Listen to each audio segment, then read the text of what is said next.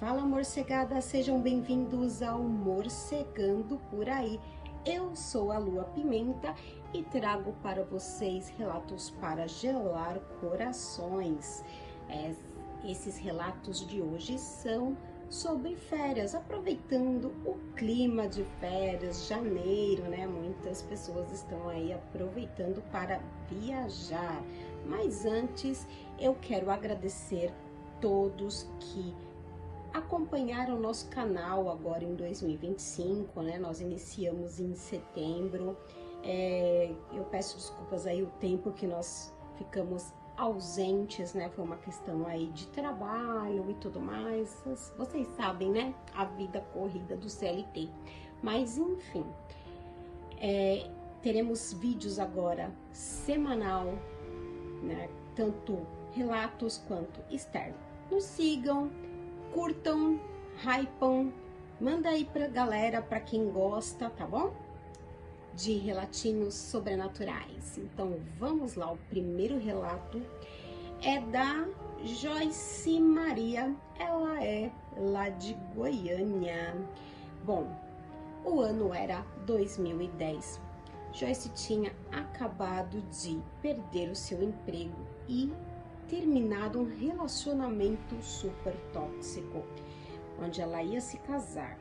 Ela tinha uma boa grana guardada, né? E ela decidiu pegar essa grana, seu mochilão, e sair pelo mundo. Inicialmente ela ia com a amiga dela, mas por problemas pessoais a amiga acabou desistindo. Então, Joyce foi sozinha e o primeiro país que ela decidiu conhecer foi a Argentina, né? Ela foi para Buenos Aires. Ela fez uma pesquisa antes mesmo da amiga dela ter dito que não poderia ir, em um hostel que ela achou muito interessante, que unia ali o útil ao agradável. O hostel dava aulas de espanhol e ela poderia, além de se hospedar, ter as aulas, porque ela pretendia conhecer alguns países. Então, ela ficou ali, ela reservou por um mês para ter as aulas e depois seguir a viagem dela.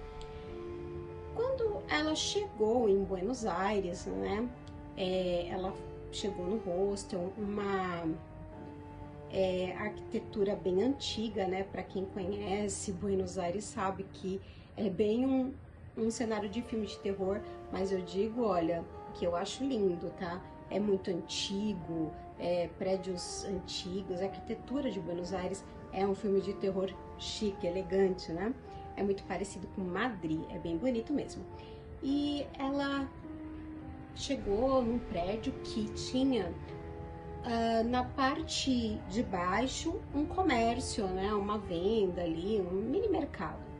E na parte de cima ficava o hostel, mais 3 andares para cima.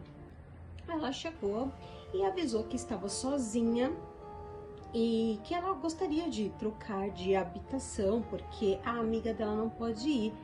Mas por políticas internas do hostel, a primeira semana ela tinha que ficar no quarto que ela havia registrado ali junto com a amiga dela antes de reservado com a amiga dela antes do acontecido. Ela, tudo bem, ia pagar um pouquinho a mais, mas pelo menos ia ficar com um quarto espaçoso só para ela, né? Ela chegou no quarto, a parte de cima desse hostel, a parte, né, onde ficava o quarto, ficava a recepção, e esses quartos que eram individuais ou para 2, 3 pessoas. Haviam ali uns 4 quartos. Na parte de cima ficavam os quartos coletivos e a área em comum. Nessa parte onde ficavam os quartos individuais, havia uma sala bem estranha que destoava totalmente com o hostel. Era uma sala escura, com móveis de madeira antigos e com muitos livros, assim, aqueles móveis bem meio antigo mesmo, sabe? De madeira maciça. E ficava ao lado do quarto dela. Ela olhou, achou estranho, peculiar, mas tudo bem. Entrou ali no quarto, descansou, falou: amanhã é outro dia. Ela curtiu a cidade, passeou, teve a sua aula, né, de espanhol, e na parte da noite ela pegou e decidiu ler um livro. Ela gosta muito de ler livros, ela decidiu ler o livro. Ela falou que na parte de cima, na área de convivência, as pessoas estavam meio que festejando, bebendo, muita bagunça, e ela não conseguia. Aí ela, eu acho que eu vou lá para a parte de baixo, na sala sinistra. Como ela era muito cética, ela é até melhor que não tenha ninguém. Ela entrou lá na salinha sinistra, acendeu umas luzes e ficou no cantinho lendo o livro. Mas ela percebeu algo bem estranho na sala. Ela viu uma pessoa, assim, de rabos de olho, sabe? No canto de olho, assim, com um chapéu preto, sentado numa poltrona ao lado do sofá onde ela estava deitada lendo o livro. Ela até, tipo, cumprimentou, assim, nossa, o que essa pessoa tá fazendo com um chapéu preto à noite, né, assim, dentro do lugar.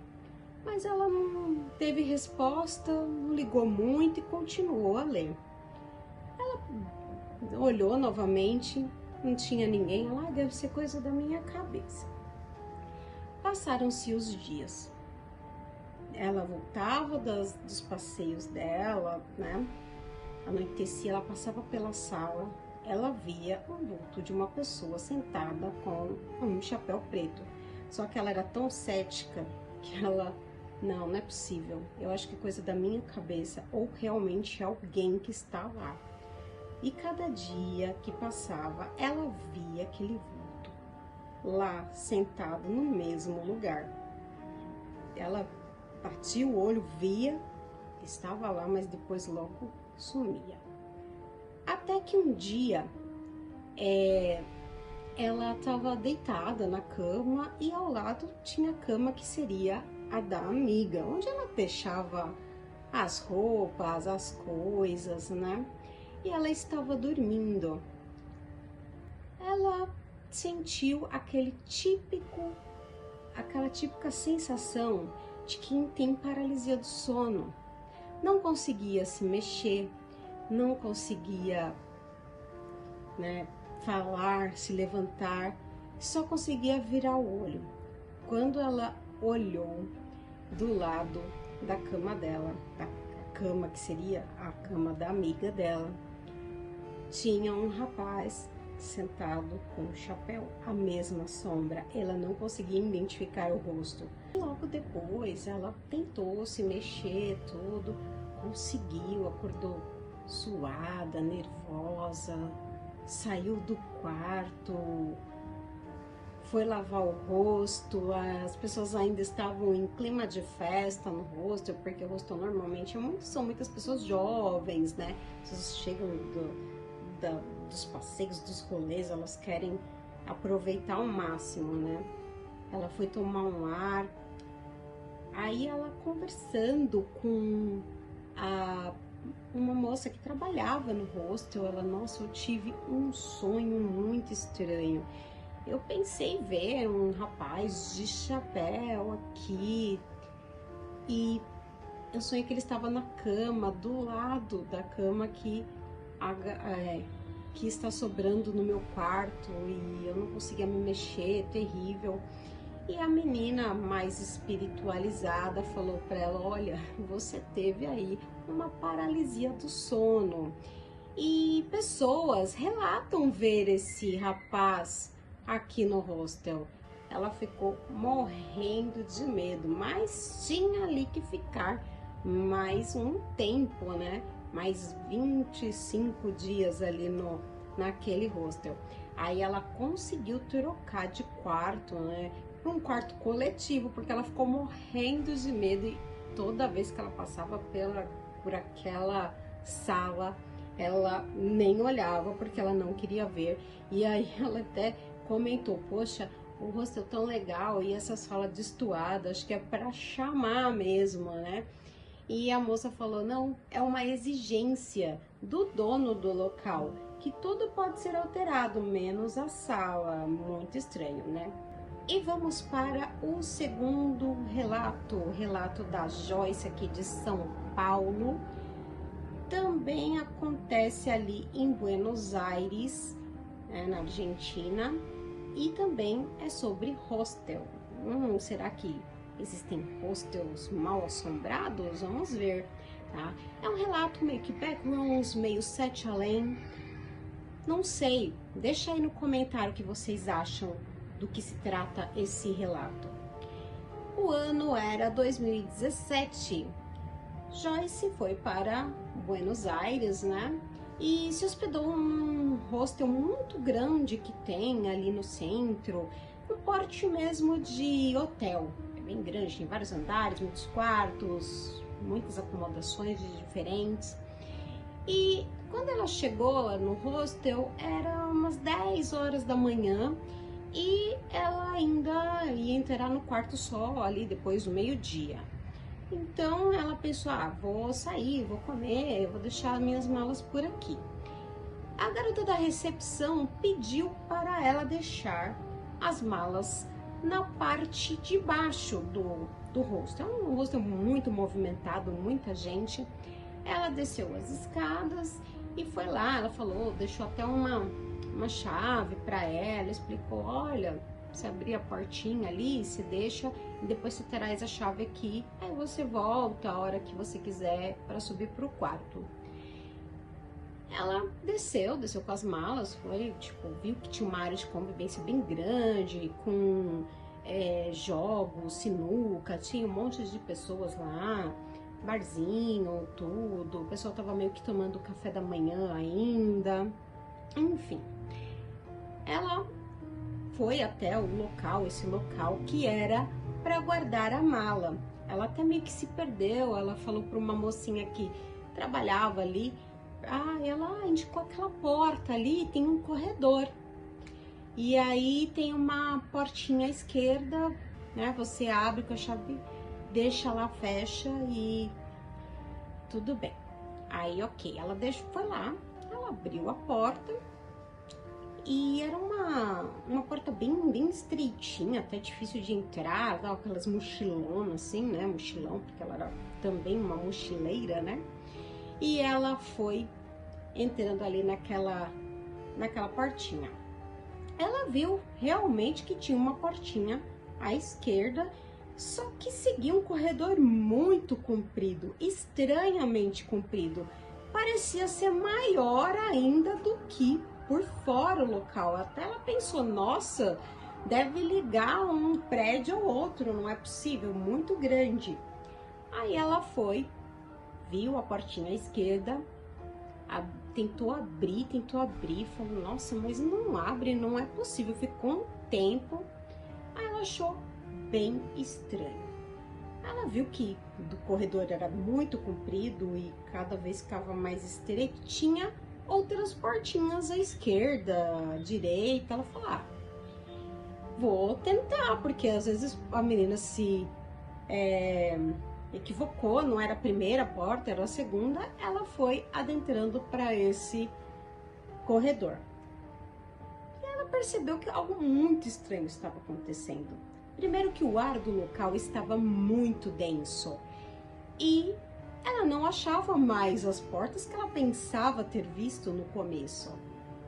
Ela continuou andando e ela via que era um pé direito extremamente alto e que passava algumas tubulações de gás, de água e um silêncio exorbitante, bizarro, sinistro, porque haviam muitas pessoas lá fora, na parte, né, de convivência do hostel, e o silêncio estava assim ensurdecedor. E mesmo assim ela continuou. Aí ela achou muito estranho, falou, sabe de uma coisa, eu vou voltar. E na hora que ela voltou, ela começou a ouvir sons chamando ela, falando palavras em espanhol, bem estranho que parecia sair de dentro das paredes, e ela não achou mais a porta, nem agora da direita, porque ela estava voltando, e nem a porta da saída. Ela ficou desesperada, começou a correr e cada vez mais. A luz começou a ficar piscando e o ar muito denso, muito ruim. Ela estava com dificuldade de respirar e parecia que ela não chegava nunca ali daquele local. Aí ela conseguiu ver a porta, mas parecia que estava muito mais longe. E quanto mais ela corria, mais ela ouvia, e do fundo as vozes chamando por ela, e chamando e falando algumas palavras. O que você está fazendo aqui? Sai daqui, esse não é o seu lugar. E ela correndo, e aquela parede esquisita, assim, ela parecia ser texturizada, o ar denso, o pé direito extremamente alto, assim. Ela achou muito estranho. Na hora que ela conseguiu chegar na porta da saída, ela saiu ofegante e quase desmaiou. A mesma moça que havia indicado ela, olhou e falou: nossa, você tá bem? O que aconteceu? Ela: moça, eu não consegui achar a porta, e explicou tudo o que aconteceu. A ela: ah, entendi, então você não conseguiu abrir a porta, né? Mas faz o seguinte, da próxima vez, quando você não conseguir abrir a porta, tenta, puxa a porta para fora ou para dentro, porque quando você não consegue, o corredor se estica e tem muita gente que fica preso. E ela falou na maior naturalidade. Muito bizarro, hein? Ela ficou morrendo de medo, decidiu não guardar mais a mala ali, porque ela não queria voltar para aquele lugar, e preferiu esperar liberar o quarto. Estranho, né? Para o terceiro e último relato. Para mim, esse relato é o mais assustador. Deixa aí no comentário qual relato vocês mais gostaram, hein? É o relato do Cristiano Gaetano. O ano era 1987 ou 88, tá? Aconteceu na praia de Guaicá, uma praia que fica aqui no litoral de São Paulo, entre Maresias e São Sebastião. Cristiano e o seu primo Fábio foram passar as férias na casa da sua tia, que ficava num condomínio na beira dessa praia. É um condomínio que se chama Capitã Antibes. Esse condomínio, né, na época era bem simples, tinham apenas meia dúzia de casas, mais ou menos. Hoje em dia é um condomínio bem de luxo, bem chique mesmo. E era aquelas férias de julho, frio, eles não tinham muito o que fazer e foram encontrar umas amigas, que como eles iam sempre para lá, né, eles foram até a casa dessas amigas, que para ir para lá, eles tinham que atravessar a praia não era muito longa, né, ela tinha ali uns 2 quilômetros mais ou menos, e para chegar no outro condomínio, eles tinham que atravessar a praia e atravessar o rio que passa ali, né, que desemboca na praia. Tem uma gruta lá que se chama Gruta Buraco do Bicho, que é muito conhecida porque tem uma lenda de uma serpente, né, que na época do descobrimento ia e atacava o pessoal, né, enfim, é uma gruta bem antiga. Só que eles não conseguiram passar ali por aquele rio. Eles subiram assim as pedras e foram pela estrada, pela rodovia Rio Santos. Naquela época, a rodovia ela não tinha acostamento, né, nada, era bem perigoso, inclusive, mas eles foram assim, um ao frente do outro, chegaram lá no condomínio. As amigas não estavam, a casa estava fechada, então eles decidiram voltar. Na volta, eles estavam andando de novo, né, um na frente do outro, bem encostadinho para não acontecer nada ali, né, porque eles não podiam ir pelo rio, o rio estava cheio. Eles viram uma figura de uma pessoa no meio da estrada e era iluminada, assim, uma figura com um chapéuzinho.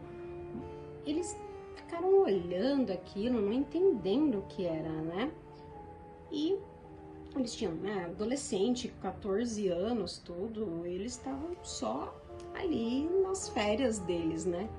E eles, nossa, o que aquele homem tá fazendo no meio da estrada? E passou um caminhão baú. Esse caminhão passou por aquela, né, aquele ser que brilhava e eles acharam estranho, né? Nossa, uma pessoa, mas tá brilhando. Eles nem pensaram na hora que aquilo poderia ser uma entidade.